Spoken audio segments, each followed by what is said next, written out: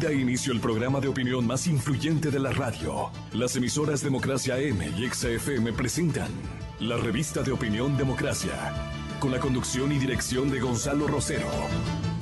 Nos maquillaron los datos, se los llevaron todo. Sin amilanarse, sin amilanarse. Este Ecuador amazónico, desde siempre y hasta siempre. ¡Viva la patria! Combatiremos la corrupción, la de ahora y la de ayer, y la que podría venir, la de dentro y la de afuera. La revista de opinión Democracia, los temas realmente relevantes, analizados con la visión crítica del periodismo libre. Da inicio la revista de opinión Democracia, el programa en el que usted cree. Comenzamos. Gonzalo Rosero, credibilidad incuestionable.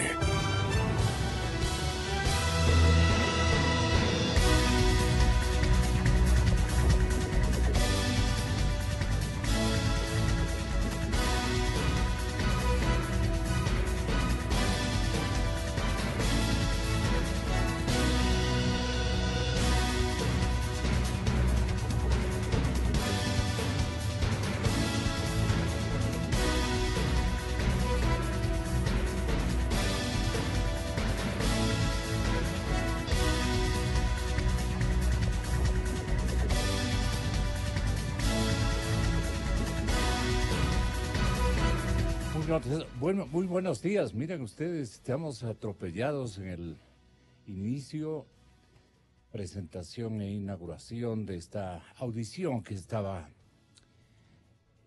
digamos, planificada con una intervención de análisis respecto a la situación económica del país, a las perspectivas económicas del país. Teníamos negociada y reconfirmada una entrevista con el alcalde de Guayaquil, Jaime Nebot. En su condición de candidato a la presidencia de la República, en su condición de conocedor de la economía ecuatoriana. Es muy ilustrado Nebot Sadi en los temas económicos, no obstante que su potencial rival en la justa electoral de este nuevo año por la presidencia de la República, el señor Lasso, igualmente por su condición de banquero, ha tenido una clarísima vinculación a los temas económicos.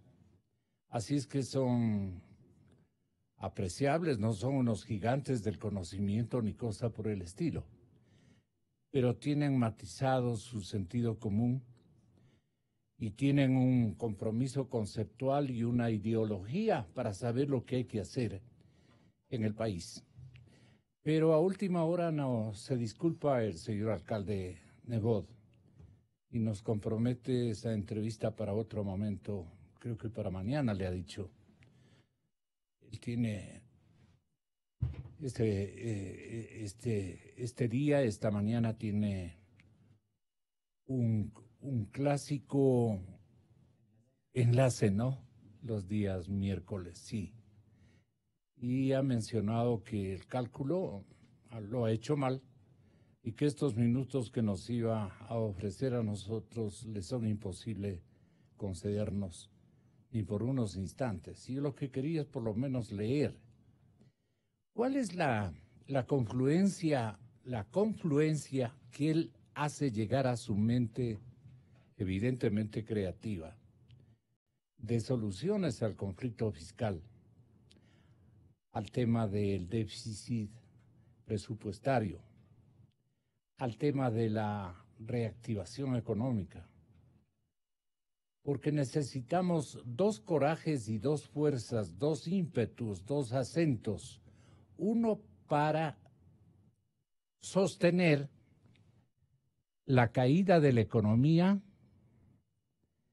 y otro para activarla. Me refiero a que no solamente hay que controlar que el déficit no sea gigante, a que el gasto corriente, si tiene un material de esta naturaleza, sería fantástico si lo podemos exhibir, no como pensamiento nuevo, porque todos nuestros analistas en la Radio Democracia tienen su sello, su marca registrada por sus condiciones de alineamiento ideológico, por su pragmatismo o por su pura teorización o condición académica, donde los profesores universitarios les hace fácil cuadrar las cosas con las hipótesis, pero otra cosa es ponerse en el campo de batalla y entonces enfrentar las cifras, enfrentar las tendencias de la economía,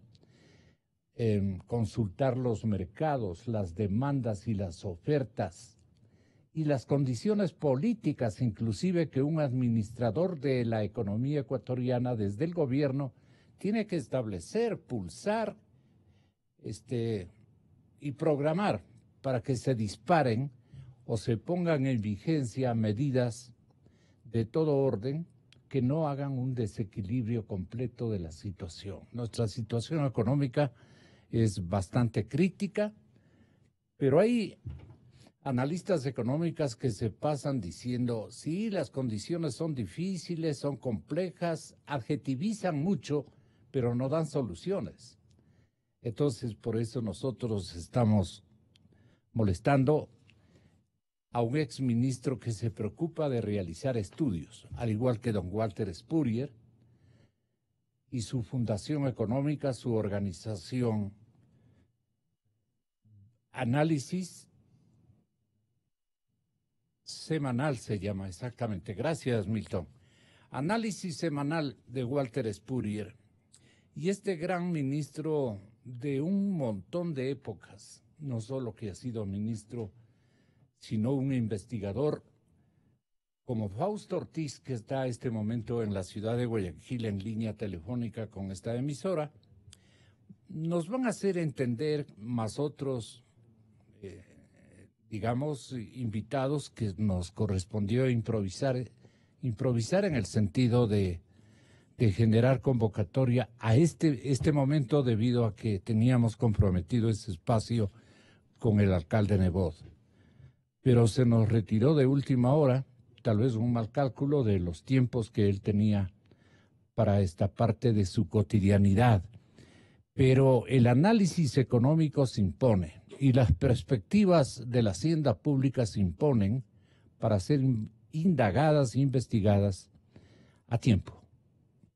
Lo que queremos es que ustedes, los oyentes de la cadena Democracia en todo lugar del mundo, a través de nuestro magistral sistema digital, nos está escuchando, se ilustren los paisanos que residen en diferentes países del orbe y aquí en el Ecuador igualmente nos están sintonizando a través de nuestras señales digitales que las tenemos a disposición de todo el mundo en cualquier parte del Ecuador.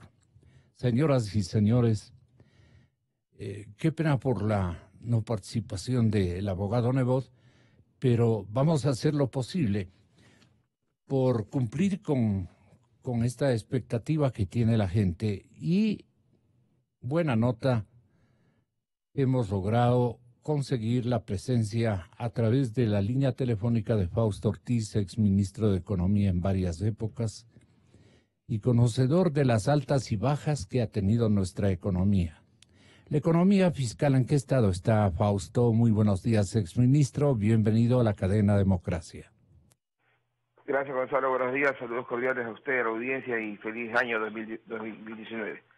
A ver, el año 2018 terminó la parte fiscal con un déficit de 3.300 millones de dólares, si que uno deja a un lado por un momento el negocio de importación de derivados. Y el año 2017 estuvo en 5.800, es decir, hubo una mejora de cerca de 2.500 millones de dólares en el tema fiscal, es decir, el déficit fiscal disminuyó 2.500 millones de dólares. ¿Y qué ocasionó esa mejora en el déficit fiscal? Por el lado de los ingresos, unos 2.200 millones de incremento de ingresos, de los cuales 1.000 millones son de alguna forma responsabilidad de la remisión tributaria, y otros 1.000 millones de dólares entre mejora en el precio del crudo y quizás por ahí ingresos por otro tipo de recaudación del Estado. Pero en la parte del gasto es donde el gobierno nos queda debiendo, porque en el gasto corriente aumenta algo así como unos 1.500 millones de dólares, sobre todo lo que tiene que ver con salarios unos 300 millones, con intereses de deuda unos 500 millones y otros gastos corrientes la diferencia. Y entonces donde hay una contracción del gasto es en el gasto de capital de inversión, que tiene una caída algo así como unos 1.800 millones de dólares.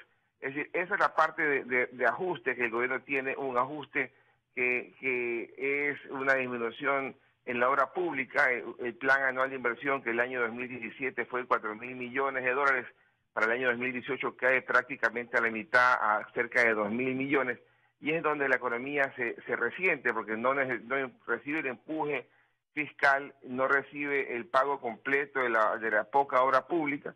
Quedaron atrasos por allá del orden de 1.300 millones de dólares en la economía, en la parte fiscal, que si esos atrasos hubieran llegado a la economía de alguna forma medio puntuales y escalonados en el año, no hubiéramos tenido una situación tan complicada de iliquidez que se tradujo en la banca, que no pudo crecer en el crédito como quizás crecía en el pasado.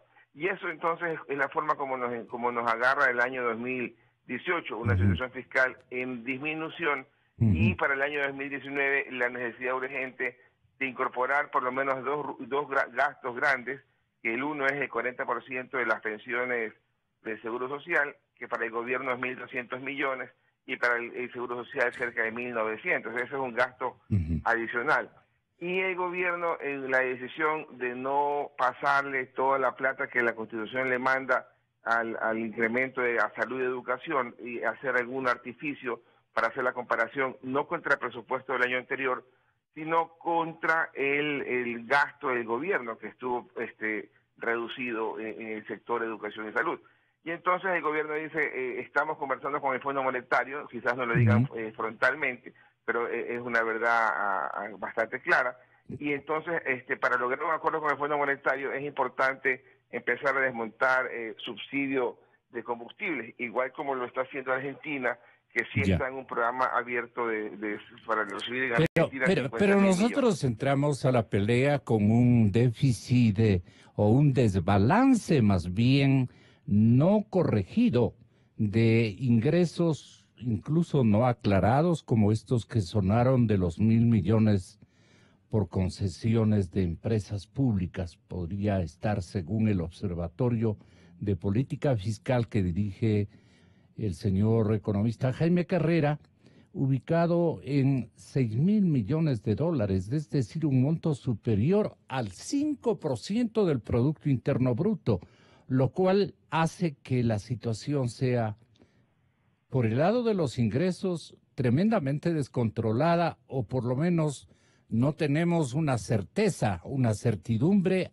adecuada, porque hemos estado midiendo el déficit, o sea, los egresos, y no nos hemos preocupado mucho de cuajar ingresos reales hacia la caja fiscal y hacia la economía en términos generales. Estamos, como decía algún periódico hace algunos días, lejos de la meta. Y lo mismo menciona Jaime Carrera. Usted, con tanta experiencia, ¿cómo ve el panorama de ingresos y egresos para que nos entienda el público? Porque ingresos y egresos nos va a entender en esa modalidad y en esa realidad hasta el vendedor de la calle, de la esquina. Expliquémosle didácticamente a la población cuál es el panorama conflictivo que este momento tiene el señor presidente Moreno en su ámbito de administración presidencial. Moreno ha sido descuidado, no ha tenido buenos colaboradores, o han estado sondeando, y voy a usar un término, tanteando la situación, pero se han demorado mucho y no han tenido la posibilidad de recetar las dosis adecuadas de lo uno y de lo otro en el control de los ingresos, en el fortalecimiento de los ingresos, pero también en ser muy, muy conservadores, si cabe el término, y además ser paulatinos con la programación de los egresos. Yo creo que allí está el conflicto en la medición de ambas corrientes. No sé qué le parezca a usted es el técnico exministro. Sí, el año 2017, ya por julio del 2017, me presentaron al economista Carlos de la Torre, ministro de Finanzas. Estábamos compartiendo un evento en Cartagena del Fondo Latinoamericano de Reservas, y yo le preguntaba al ministro qué medidas tenía al frente en apenas 2 meses de posesionado el gobierno para corregir la economía. Y en esa época, en julio del 2007, me decía, quizás aumentar el IVA, quizás aumentar combustibles. Es decir, no es una medida que se está analizando recién ahora, es algo que ya el gobierno actual, bajo el ministro de la Torre, lo tenía en carpeta. Un poco meses después, en el mes de octubre de 2017, el presidente Moreno decidió, y lo mencionaba la Nación, descartar la posibilidad de aumentar combustibles, descartar la posibilidad de aumentar impuestos. Inclusive decía que en su gobierno nunca iba a aumentar impuestos, lo cual es una afirmación dura, un nunca no es difícil en economía. Y luego entonces prefirió enfrascarse en el tema político y de alguna forma obtener grandes réditos en el tema político. Pero ahora, ya de cara a la realidad, el gobierno tiene que echar mano otra vez de esa situación de impuestos, quizás un poco más adelante, y de combustibles en el momento actual. En el tema de ingresos y gastos del presupuesto del Estado, esto es igual que un domicilio, que una casa, que un hogar. Si los ingresos son suficientes para los gastos, la gente puede inclusive ahorrar. Si los ingresos no le alcanzan para los gastos, quizás con algo de préstamo pudiera solucionar el tema económico. Y algo que no ha hecho el gobierno, sobre todo el del año 2013 en adelante, es que cuando el ingreso fue menor que el gasto y se veía que era un tema de largo plazo, debió haber recortado el gasto y no entrar en una espiral de endeudamiento enorme que a la postre significó más de 25.000 millones de endeudamiento en los 4 últimos años del gobierno saliente, del gobierno del presidente Correa. Ahora, en la situación del 2019, el gobierno la está planteando como una situación que podría tener gastos mayores que ingresos del orden de 3.600 millones, es decir, un déficit fiscal de 3.600 millones de dólares. Jaime Carrera hace su análisis y dice, mira, hay 1.000 millones de ingresos por concesiones que quizás no se ven, por lo tanto, de esos 3.600 Jaime lo lleva a 4.600. Y luego dice, y ahí quizás yo no comparto el análisis con Jaime, y dice, hay unos ingresos petroleros que son destinados para pagar la preventa petrolera, que cerca de otros 1.000 millones, que deberían no estar como ingresos, sino ser financiamiento, por lo tanto el déficit pasaría de 4.600 a 5.600. Pero partamos un momento de la cifra del gobierno de 3.600 millones y pensemos por otro momento que los 1.000 millones de las concesiones no se dan. Entonces el gobierno por eso es que echa mano al tema de los combustibles, eliminando el subsidio de la gasolina super, que al año se consumen 200 millones de galones a nivel país, y echa mano también a eliminar parcialmente el subsidio de la gasolina extra, que al año se consume más o menos unos 600 millones de galones. Y se queda corto en eliminar el subsidio del diésel, que al año se consumen 1.300 millones de galones. Es decir, el gobierno prefirió dar un paso para atrás en el tema del diésel, porque haber quitado el subsidio del diésel se hubiera entrampado el gobierno en este esquema de compensaciones. Pero por ahí en el tema de los combustibles, con lo que ha avanzado, le podría dar al gobierno fácilmente entre 600 y 700 millones de dólares. ¿Fue una falta de experiencia o una equivocación malhadada, pero no intencional, desde luego, del señor ministro Richard Martínez, el momento en que él en el año 2018, en todo el fervor de la polémica por mejorar los ingresos y detener los egresos, en ese balance, no ayudamos a que se incremente el déficit y teníamos una perspectiva de medición en el 18 distinta a la que tenemos para el 19. A pesar del bajón de los 3 meses del precio internacional del WTI, que es nuestro característica de promedio del petróleo que vendemos, el crudo oriente ecuatoriano va a tener, digamos, un precio inferior a los 46 dólares, ojalá sea un poquito más alto. Esto quiere decir que el Estado va a recibir menos de $4 de ingresos adicionales en el presupuesto por cada barril que logremos vender. Esta realidad tiene pocos indicios de repetirse debido a que financieras como Bloomberg o Goldman Sachs proyectan un WTI en el mejor de los casos que se ubicaría en $55. Hoy creo que lo piensan incluso reducir por barril. Esto podría disminuir los ingresos estatales proyectados y la situación de angustia para nosotros sería prácticamente duplicada. Esta parte quisiéramos que con Walter Spurrier, señor economista, muy buenos días, y Fausto, tengan la bondad de exhibirnos sus pronósticos o sus puntos de vista. Con su venia, exministro, voy con Walter Spurrier. Muy buenos días, economista. Muy buenos días, licenciado. Saludos a Fausto, saludos a todos los que nos escuchan. Sí, en efecto, es probable que los ingresos petroleros previstos en el presupuesto no se cumplan. Lo que usted indica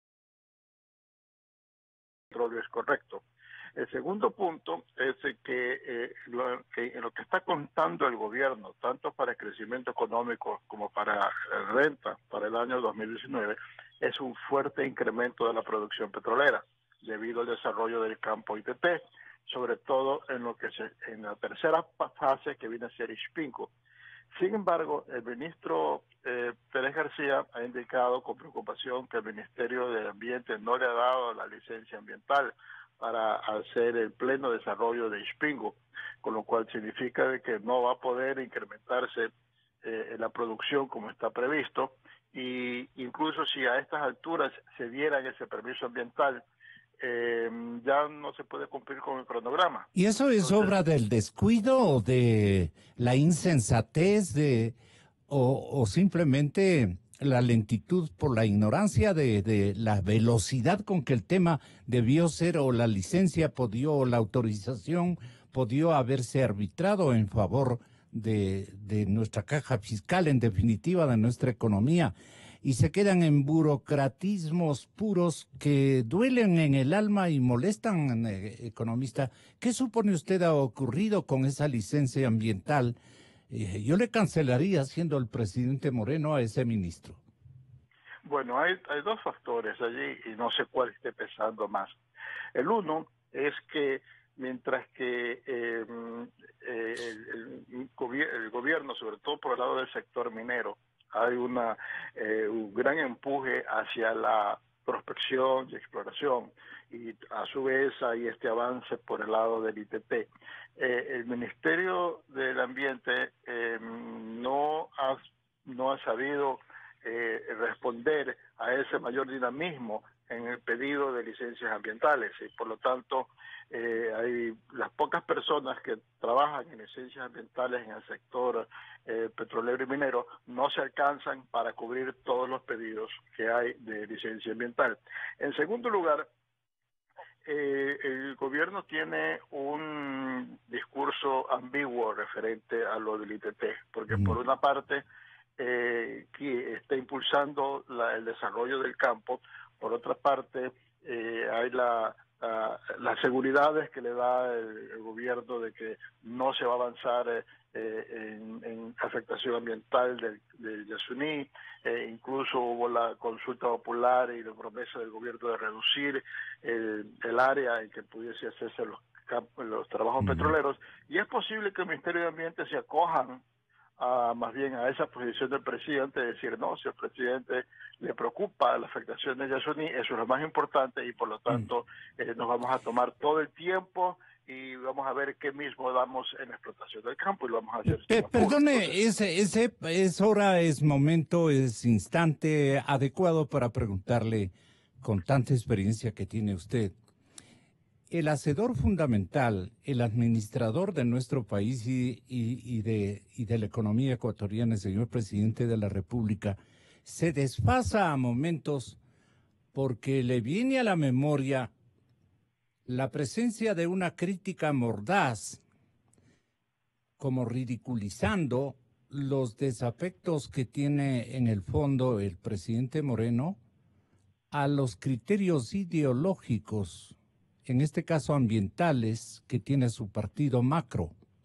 Entonces ahí hay una lidiadera interna en el señor presidente Moreno que dice, chicas, ¿qué dirán los radicales? Los radicales que nos dejaron fregando, que le dejaron a él con una responsabilidad que no le correspondía solucionar.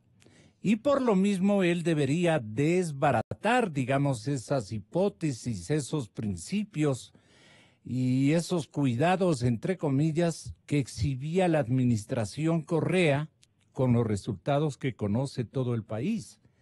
Y irse por lo pragmático, economista Spurrier. ¿Qué le parece a usted mi forma de pensar? ¿Tiene él esa facultad, esa autorización moral este momento para optar por recetas y medidas más pragmáticas y más urgentes, sin considerar lo que vayan a pensar sus colegas o coidearios de un partido que ya dejó de funcionar hace rato o ya debe dejar de funcionar con sus prédicas en la realidad ecuatoriana? Perdone que me ponga con esta interpretación ideológica que puede ser equivocada y que pido disculpas. Bueno, yo coincido de que el presidente debería ser más enérgico en la toma de sus decisiones y que debería aceptar que algunas cosas van a ser controvertidas, que van a tener críticas, pero él tiene que ver las metas que tiene que lograr, tiene que ver la estabilidad económica de su gobierno. Entonces, en ese sentido, pienso que sí, que allí él debería actuar de una manera más decidida.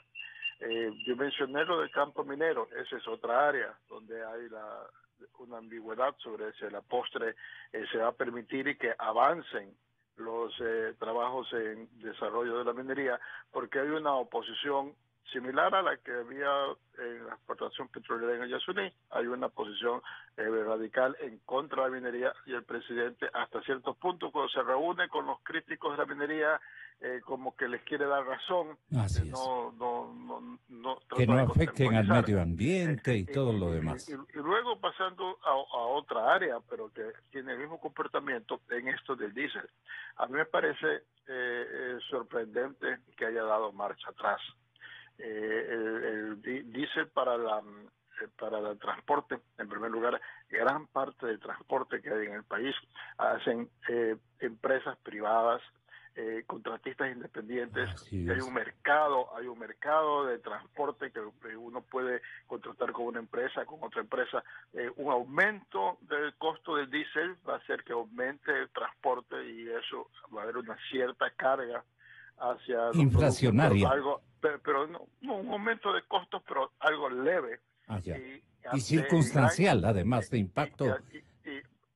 Y luego en las áreas donde hay tarifas reguladas y hay subsidio del Estado de transporte urbano, etcétera, pues sencillamente se aumentará ese nivel de subsidio. Entonces yo no veo cómo el presidente ha cedido de una manera tan repentina. Los mismos transportistas pesados se quedaron como locos porque son los más adinerados y ellos salen los más beneficiados en vez de otros sectores transportistas que sí, efectivamente requieren, los que tienen que cumplir misiones especiales con la población, trasladar los productos, etcétera. Pero los grandes tienen recursos en desmesura porque sus flotas crecen y crecen y crecen a una velocidad casi geométrica. Esos son fortunas, prácticamente lo que tienen en máquinas. Bien por ellos, ¿no? Porque es bueno tener también tecnología de punta para competir con los transportistas de la región, bien por ello. Pero digo, no beneficiar a ellos, pues. Ahí me parece que se le fue la mano al señor presidente, con todo respeto. Sí, yo creo que él no debió haber cedido en ese punto porque ahora va a estar en una posición débil negociadora frente a cualquier otra decisión que vaya a tomar. El gobierno necesitaba solucionar el problema del subsidio del diésel. Veamos también el contexto más amplio. El contexto más amplio es que cada día el gobierno tiene más dificultades para conseguir financiamiento para su déficit fiscal, y no solamente para el déficit fiscal, sino que se vienen las amortizaciones de los bonos que se emitieron en el gobierno anterior y también principios de este gobierno, y todo apunta a que salir de la difícil situación fiscal no va a ser posible sin ir al Fondo Monetario Internacional. Y el Fondo Monetario Internacional le pide al gobierno varias cosas para que enderece sus finanzas y de esa manera los créditos que le otorgue no vayan únicamente a pagar la deuda y sin resolver el problema. Y los tres puntos principales que le pide es la reducción del rol de pagos, porque es excesivo el rol de pagos del gobierno central y de las entidades estatales. En segundo lugar, eliminar el subsidio a los combustibles o reducirlo de manera sustancial. Y en tercer lugar, le pide aumento del IVA. Entonces, el gobierno sí puede, supongo, argumentar con el Fondo Monetario que no tiene mayoría legislativa para aumentar el IVA. Pero no puede decir tampoco que no puede subir los combustibles y que no puede reducir el rol de pagos. Entonces, bajo esas circunstancias no es posible un acuerdo con el fondo. Entonces, vamos a llegar a un momento que no vamos a tener acuerdos con el fondo y vamos a llegar a un momento en el cual no hay otra fuente de financiamiento, y ante el cierre de la fuente de financiamiento del gobierno vaya al apuro al fondo. Y ahí sí le digan, bueno, pero todo esto tiene que hacerlo ya, y las medidas que pudo haberla tomado ahora va a tener que tomarla más adelante en circunstancias menos propicias. Ahí no escatiman, digamos, exigencias en el Fondo Monetario Internacional para un Estado caído, obligarle a que tome, digamos, reacciones dramáticas, resoluciones muy castigadoras a la sociedad. Entonces, ¿qué debe hacer este momento Fausto Ortiz en términos de transparencia y de una medición del impacto de riesgo país? Porque ahí está el dilema del señor presidente Moreno. Creo entender, si es que le pido nuevamente disculpas, si es que yo estoy sintonizando adecuadamente lo que él teme pueda ocurrir con desmesuras. Yo creo que el gobierno debería empezar por unificar y definir bien los voceros. Yo creo que uno de los errores graves en el tema del diésel y la marcha para atrás es que por un lado el ministro de Finanzas daba un discurso y por otro lado el asesor presidencial Cuesta daba inclusive hasta el precio de la gasolina, perdón, el precio del diésel para el 15 de enero lo ubicaba arriba de $2.40, lo cual creó demasiados sustos a nivel de transportistas.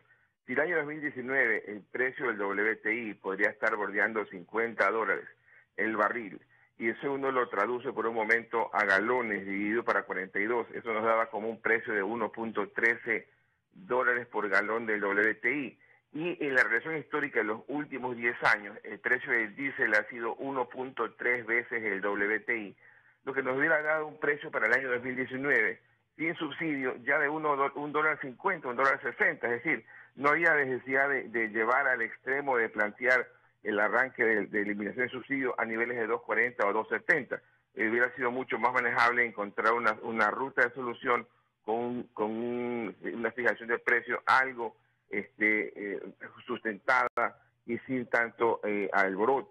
Y entonces le doy un sustento, Fausto, si usted me permite, y recurro naturalmente al cálculo que ha realizado Miranda Lucas, analista de mercados internacionales muy conocido y de commodities. Debido al castigo del petróleo ecuatoriano entre $4 y $6 por barril, el fisco no recibiría un precio menor a $50. ¿Esto está más o menos bien canalizado en la apreciación que tiene la hacienda pública ecuatoriana? Tenga la bondad. Sí, Es que aquí hay dos cosas. Uno es el tema del precio al cual el gobierno pone en la proforma presupuestaria y otro es el precio comparado contra el ingreso real del año previo. El año 2018, el precio del crudo ecuatoriano, a pesar de la caída brusca en el mes de diciembre, estuvo bordeando un promedio de $60, el precio del crudo ecuatoriano, es decir, son los ingresos petroleros que tuvo el gobierno para el presupuesto y lo que tuvo el país para el comercio exterior. Para el año actual, si uno supone un precio de petróleo entre 50 y 55 a nivel de WTI, bien podríamos suponer un precio para el crudo ecuatoriano entre 46 y $51, que es bastante más bajo que lo que el año pasado obtuvimos y que el gobierno apresuradamente tiene que ir a compensarlo con la subida de combustibles, pero la subida de combustibles, aunque sea en la gasolina y en la extra y la eco en el caso de la costa, entonces puede compensar esa caída en el ingreso de recursos para el fisco por el tema de los combustibles, pero le queda faltando más ingresos para poder compensar la potencial no consecución de los 1.000 millones de ingresos por concesiones. Es decir, le mete más presión a tener que identificar bien qué procesos puede concesionar, qué procesos puede generarle recursos y ojalá no ocurra que cuando quiera concesionar algún tipo de negocio del Estado que pueda ser sensible y que la población le diga, oiga, eso es sensible, no lo concesione, también eche para atrás. Es decir, ya el gobierno puede estar midiendo mucho y cuando mides mucho es complicado. La reducción de subsidios, doctor economista Walter Spurrier, la reducción de los subsidios, ¿usted considera que es de la magnitud que pueda ofrecer un alivio a la situación? Porque estoy leyendo que reducir los sueldos apenas va a lograr una reducción de $200 millones. Digo, en los tamaños de este momento, 200 millones parecería una cantidad fantástica calculada por un inexperto como yo. 200 millones.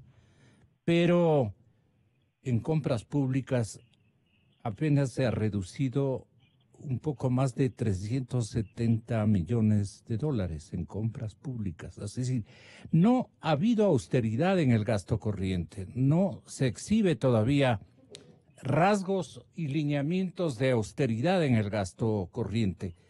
¿Allí las cosas pueden empeorar, don Walter? Bueno, el gobierno va a tener que bajar esa rol de pagos del gobierno. No creo que lo vaya a subir, ¿no? Pero va a tener que bajarla de una manera mucho más drástica. Se supone que hay un alto número de funcionarios del gobierno que lo que tienen son contratos que con plazo de vencimiento y tiene que haber una buena parte de empleados públicos que no están haciendo nada, que están únicamente les han dado un puesto por pagar favores políticos. Eso tiene que haber una gran cantidad de eso. Vemos, por ejemplo, en la Universidad de Guayaquil han puesto un interventor, a Roberto Pazli, que es una persona de mucha decisión. Ha encontrado oficinas donde solamente la tercera parte de las personas tenían tareas que cumplir y ha despedido las 2/3 partes. Bien, pues. Digamos, no puede ser en la Universidad de Guayaquil el único caso de eso en toda la administración pública, en todas las entidades públicas del Ecuador. Tenemos, por ejemplo, un sector petrolero donde el grueso del trabajo en lo que es exploración, producción petrolera, se lo contrata con empresas privadas que son contratistas del Estado. Y sin embargo tenemos 2 empresas petroleras, ya no solamente una. Entonces, ¿y por qué no eliminamos una y nos quedamos solo con una empresa petrolera? Exactamente. Hay algunos miles de personas que pueden salir del sector petrolero. Entonces, se puede decir que es mandar personas al despido, pero es que son cuates ideológicos. Sin que hagan nada. Entonces, el problema es que son del partido de gobierno. Bueno, sí, o se hacen que son. Así es, ese es su problema, pero el gobierno va a tener que afrontarlo, porque la situación en que nos encontramos es realmente seria. Es realmente seria. La situación fiscal es muy dura. La dolarización nos blinda a quienes conservan empleo, que conservamos empleo o conservamos nuestras fuentes de ingresos, nos blinda sobre los peores efectos. Pero si no estuviéramos dolarizados, ahora tendríamos dólar, no sé, por las nubes, inflación de tres dígitos, etcétera. En ese sentido, la población, excepto pues quienes no consiguen empleo o quienes pierden empleo, está relativamente blindada de los efectos de la crisis que tenemos. Pero es un martirio del Ministerio de Finanzas conseguir el financiamiento mes a mes para patear la pelota hacia adelante. Eso no puede seguir así. El resultado de eso también es que la economía anda prácticamente sin gasolina. Andamos con mínimo crecimiento. ¿Anda sin rumbo cierto, pues, como dice el pasillo? Anda estancada. Por ejemplo, para el año 2019, la previsión oficial de crecimiento es de 1,4%, que es bajo. Pero allí todo el crecimiento prácticamente está dado por lo que se prevé que va a aumentar la producción petrolera, que ya hemos hablado que no va a aumentar de esa manera debido a los problemas de licencia ambiental del Yasuní. Si eliminamos el sector petrolero del cálculo, el resto de actividades va a crecer 0,6%, dice el gobierno, como estimado. Es déficit un crecimiento bajísimo, incluso comparado con el crecimiento de la población. Claro. Y no hay perspectivas que el 2020 sea mejor, y ni el 2021 tampoco, hasta que no se enderece esta situación.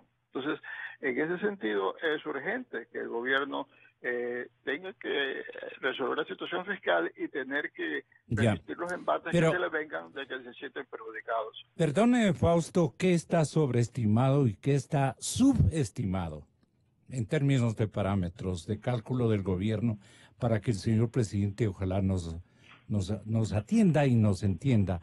A ustedes, no a este servidor de la comunidad.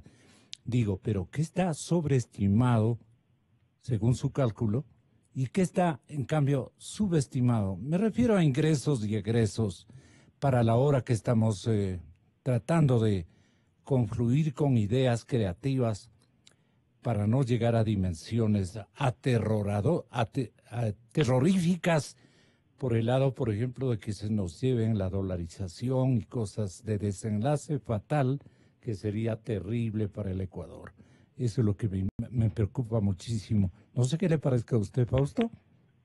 Sí, de las variables más débiles del gobierno es la Reserva Internacional, que en algún momento, hasta el 2014, se llamó de libre disponibilidad y que intentaba desde el arranque de la dolarización que mantenga un respaldo del 100% de los pasivos del Banco Central y que al cierre del año 2018 la Reserva Internacional representó apenas 25 centavos de cada dólar que tenía el Banco Central en pasivos de corto plazo, terminando en 2.600 millones de dólares cuando el pasivo era cerca de 10.600.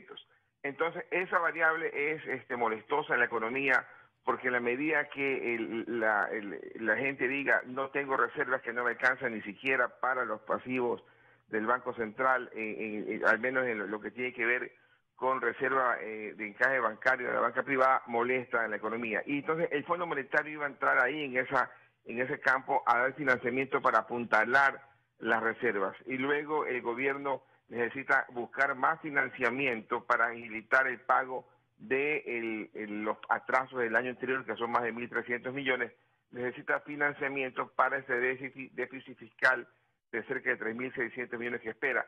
Y en la medida que el gobierno logre reducir el déficit fiscal año tras año, no importa que el financiamiento esté a la par del déficit fiscal, pero cada vez que sea menor. Y en la medida que logre el financiamiento, la economía se dinamiza. Y esa es la situación mala del año 2018, que ojalá no se repita en el año actual. Que el gobierno no logre empujar la economía hacia el financiamiento que pueda llegar al sector privado y que el sector privado sea el gran dinamizador. Y hay áreas, queda debiendo el tema de gastos corrientes. Y hay canchas, hay áreas, hay escenarios donde el gasto o la austeridad se puede imponer en procura de mejorar naturalmente la realidad cuantitativa de los presupuestos Mire el caso del gasto de personal. El año 2018 dijeron que iban a reducir el sueldo del 10% del sueldo del sector jerárquico superior, y más bien el sueldo subió 300 millones en total, llegó frente al año 2017 subió 300 millones. Para este año nos ofrecen reducir 300 millones, ojalá pueda darse la reducción, pero la austeridad del gobierno no se la ve, el ajuste se lo sigue viendo en el sector privado. Si la economía no crece, tengo que cerrar la tienda, si la tengo que cerrar la tienda, tengo que sacar algún personal, y esa lógica no ocurre en el sector público, en donde la economía no crece y el sector público mantiene... ¿Y cancha para reducir gasto corriente? Le pregunto a don Walter. Sí, hay mucho espacio para reducir gasto corriente.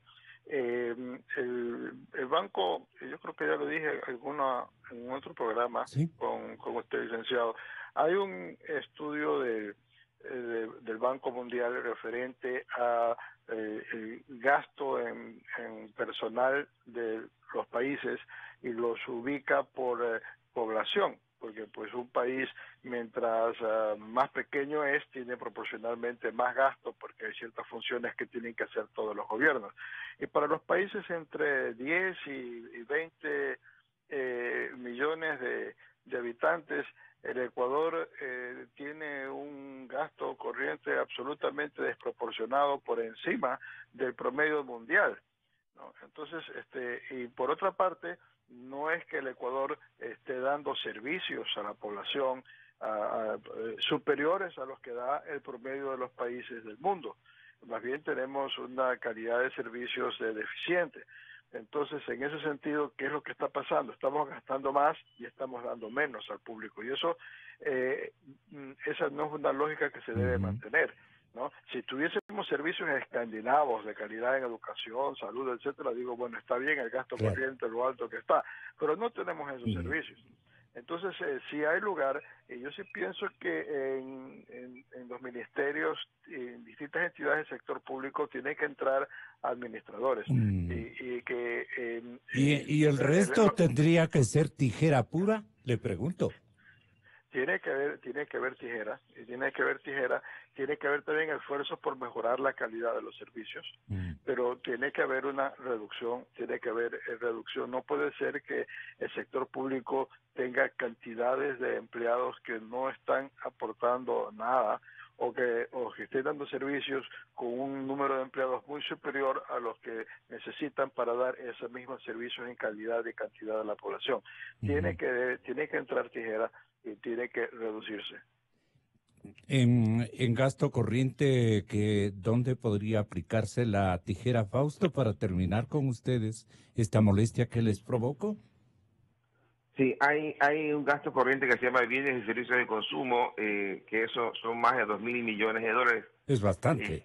Que es bastante plata. Ahí debería haber un trabajo enorme para tratar de reducir cierta... ¿Y tiene personal para manejar tijeras? Adecuado. A ver, si uno mira las cifras que presenta Finanzas, son cerca de 500.000 empleados públicos que están ahí desde hace algunos años. Ahí el 80% del rubro de empleados públicos en cuanto a la parte de la nómina en dólares, son sectores que el gobierno llama sensible, en donde uno diría a priori no hay cómo recortar ni en salud, ni en educación, ni en seguridad. Pero quizás también hay si no tienen rol, si no tienen ocupación, si son inservibles para el Estado, digamos, para la sociedad, no sirven para nada. Así, inclusive en esas áreas sensibles debe haber espacio para observar qué tipo de empleado puede ser separado para que trate de mejorar y otro la nómina. que debe ser ratificado, estimulado, inclusive aumentado el sueldo para que sus logros sean más eficaces y más notorios. Pero la ociosidad burocrática, auspiciarla me parece un error. Así, y en el restante 20%, que sería más o menos el resto de la burocracia, también debe haber espacio para reducir. El Ministerio de Finanzas, yo recuerdo, contaba con más de 400 empleados. Ahora, quizás ahí, no sé si se hayan llenado oficinas en las nuevas oficinas que el gobierno hizo, pero quizás también hay hasta el cuarto del portero se fueron a hacer oficina. Sí, entonces habría que chequear de qué manera el gobierno emprende en un nivel serio de reducir el gasto frente al Producto Interno Bruto más o menos ha fluctuado entre 8 y 9% en la última década.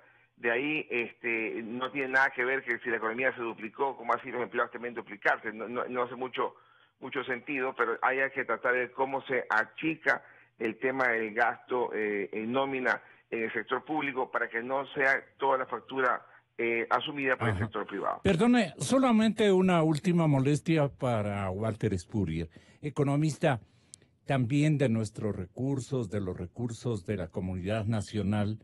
Se produjo esta gran decisión de ejercitar una remisión de deuda que mantenían los sectores privados. Se les solucionó el problema y la señorita íntima amiga digamos, compañera de cátedra de la Universidad Católica del señor ministro de Finanzas, ¿no es cierto? Esta niña, Marisol Andrade, directora del Servicio de Rentas Internas, nos da cuenta muy feliz de que la remisión cierra con 1.250 millones pagados. Si esta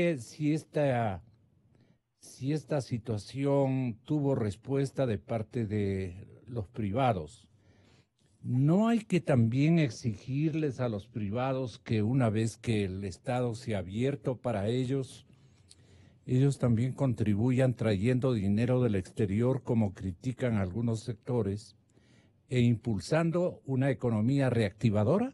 Porque no hemos hablado de la reactivación de la economía. Y este era un tema que yo quería encargarle al abogado Jaime Nebot. Y hay que encargarle también a otro de los candidatos presidenciales, Guillermo Lasso, para que nos digan cómo se puede reactivar la economía este mismo momento cuando estamos escasos de recursos por la situación de la caja fiscal. Si no es el sector privado, ¿quién va a ser? ¿El sector privado exógeno o el sector privado interno? El interno miedoso, temeroso, como que no quiere participar en este ciclo. Siempre ha sido así el empresariado ecuatoriano, salvo excepciones.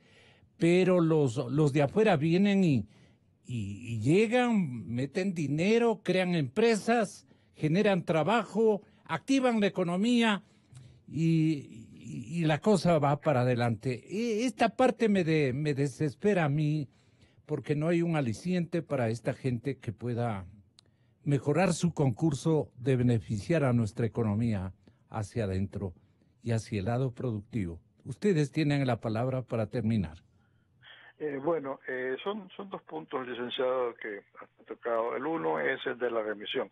En el fondo, la remisión se la tomó porque había un conflicto con el OCP y las compañías que constituían el OCP, que estaban en proceso de iniciar un reclamo, un arbitraje por decisiones, conflictos que tenían, sobre todo con el SRI, pero también con otras entidades.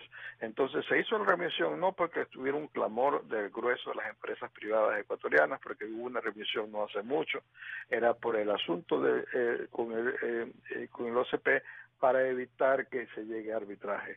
Y el OCP a las finales se desprende por el monto que dice de la directora del SRI, las empresas OCP se acogieron, porque si no, no se hubiera llegado a ese monto que se habla de la remisión, pagaron los reclamos que le estaba haciendo el SRI y otras entidades, pero dentro de un marco de un acuerdo en el cual eso ya no se va a repetir, aparte de que no les pagaron las multas y los intereses sobre los montos reclamados por el SRI. Entonces, eso sí probablemente va a normalizar las relaciones del Estado con las petroleras y la posibilidad que hayan nuevas inversiones, si es que tienen nuevas oportunidades para invertir.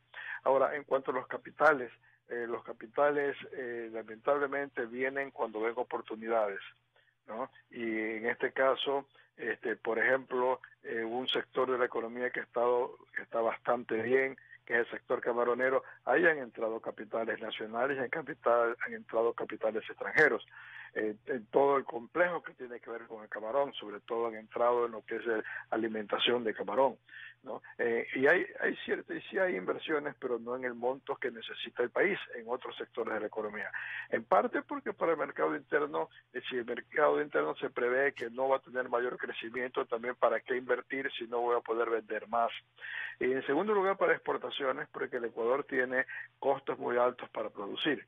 Entonces, hay ciertas áreas en las que ese no constituye un problema. Por ejemplo, en el sector minero, pero ahí nos topamos con los problemas de tipo ambientales, con los opositores a la actividad minera y que el gobierno más bien ha tomado una actitud pasiva frente a eso. Entonces, no está procediendo la inversión en el sector minera con la rapidez que podía darse. En el sector camaronero les he dicho si hay esas posibilidades y se están dando. El gobierno, por el lado del Ministerio de la Producción, el Ministerio de Industrias, sí ha hecho bastante, y el gobierno pasó una ley que da grandes beneficios a quienes hagan inversiones en los próximos 24 meses. Vamos a ver cuántas de esas inversiones, aprovechando las ventajas tributarias, cuántas se realizan. Pero el problema es que más importante que las ventajas tributarias son las oportunidades que lo que se va a invertir vaya a generar una renta. Y en estos instantes, con la inestabilidad por el lado fiscal y con los altos costos que tenemos y la previsión que la economía no va a crecer mucho, nos tornan tan atractiva a la inversión. Por eso es que también hay que hacer esfuerzos por bajar los costos internos del país y por otra parte por estabilizar la economía, la parte fiscal, y yo pienso que ahí sí puede estar viniendo más capitales para sacar al país de la recesión en que se encuentra. El señor candidato presidencial, don Guillermo Lasso, ha criticado las formas como en el manejo económico está equivocándose el gobierno. Y mi compañero Milton Márquez los ha editado en un simultáneo con María Paula Romo. Los dos han tenido esta mañana sendas participaciones en la televisión ecuatoriana. Nos hacen escuchar para cerrar este tema económico con la opinión de Fausto Ortiz, pero tras escuchar a Lasso y a la ministra María Paula Romo, si es tan amable, exministro Ortiz. Tenga la bondad. Aquí va Guillermo Lasso y María Paula Romo. ¿Qué dice don Guillermo?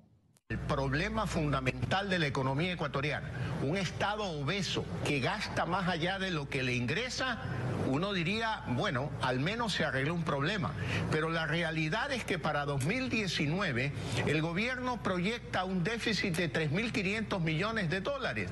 Pero si usted escarba un poquito las cifras, se dará cuenta que el déficit llega a cerca de 6.000 millones de dólares, por 1.000 millones en impuestos que no se repetirán en el 2019 por la amnistía tributaria del 2018, y por 1.000 millones de dólares que hayan escrito en el presupuesto como ingreso por concesiones que no sabemos ni qué, ni cuándo, ni cómo piensan concesionar activos del Estado. Por lo tanto, el problema no se ha solucionado y se le dice al pueblo ecuatoriano, ya no me basta ni la deuda ni los impuestos, ahora van por los precios de los combustibles.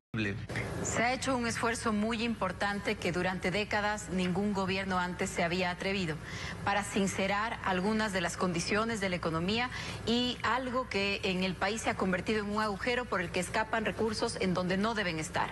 Al tiempo de hacer eso, de sincerar, por ejemplo, el precio de la gasolina súper, también se ha protegido el precio del diésel para el transporte de pasajeros y de carga, focalizando así el subsidio.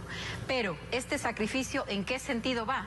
Efectivamente, el gobierno prevé, tiene la expectativa de un déficit de más o menos 3.000 millones de dólares para el próximo año. Pero ¿qué es lo que ya se ha logrado? Porque no es solamente una expectativa que está escrita y vamos a tener que esperar que termine el año para poder evaluar. Lo que yo quisiera es decir lo que ya se logró en el año que termina. En el año que termina se logró revertir la tendencia.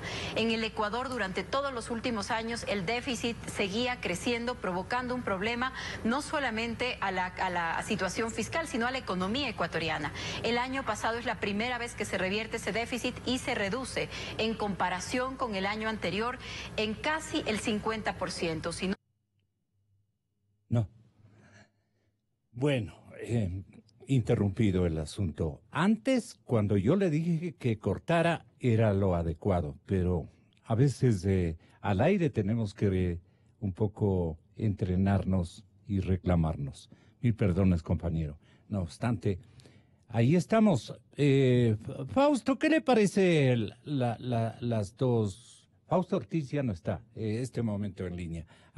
Le había comprometido la palabra. Como nos habíamos comprometido también con el señor doctor Hernán Pérez Luz. Ayer se mandó un universo de preguntas que voy a poner a consideración, señoras y señores, de la ex fiscal general de la República. ¿A quién más yo puedo ofrecerle en bandeja estas interrogantes que ha recopilado este pensador ecuatoriano Hernán Pérez Luz y que ayer publicó en una senda página de opinión las interrogantes que son de propiedad nuestra, de todos los ecuatorianos? Ustedes van a ver que lo que nosotros hemos pensado respecto a la frustración nacional sobre la impunidad en todos los aspectos que ha primado en esta temporalidad malhadada de la República del Ecuador y de sus instituciones de justicia, de investigación y de control. Ha habido un caudal de impunidades en una onda coincidente y todos los episodios que nos recuerda el doctor Hernán Pérez Luz, como ya lo van a escuchar, todas estas interrogantes, ¿por qué no se han castigado? ¿Por qué no han sido sancionadas? ¿Por qué no han sido investigadas? ¿Por qué los fiscales no han actuado? ¿Por qué los juzgados y los jueces no han intervenido? ¿Quién ha jugado Barcelona al país? ¿Quién ha protegido a la mafia correísta? Porque fue una mafia que está incrustada a este momento en todos los estamentos judiciales y de controles. Salvo naturalmente al primer grito de la independencia, que para beneficio de la comunidad ecuatoriana se dignó ejercitarla el señor Contralor General del Estado desde hace algunos meses en el Ecuador, realizando una tarea titánica de indagación, de investigación, pero se queda en las oficinas de los fiscales. Todo lo que la Contraloría logró se han quedado en las oficinas de los fiscales. Y vean ustedes el grado, el nivel de corrupción que hoy impera en estos estamentos de la Fiscalía, no solamente de la general. Parece que la actual quiere ser oficialmente designada. Parece que hay, digamos, dedicatorias que ya se han establecido para mantener el statu quo que ha venido funcionando durante tantos años. Esto vamos a recomendar a una ex fiscal a la que todos le tenemos mucha confianza. La doctora Mariana Yepes está ya con nosotros y retorno yo con las preguntas que nos formula o se autoformula Hernán Pérez Luz, con quien íbamos a platicar, pero se nos fue el tiempo y mil perdones, doctor Pérez. No obstante, si tenemos suerte podemos conversar en 2 minutos exactamente, porque tenemos una presentación de nuestra imagen informativa. Gonzalo Rosero, credibilidad incuestionable. Inicio de espacio promocional y publicitario.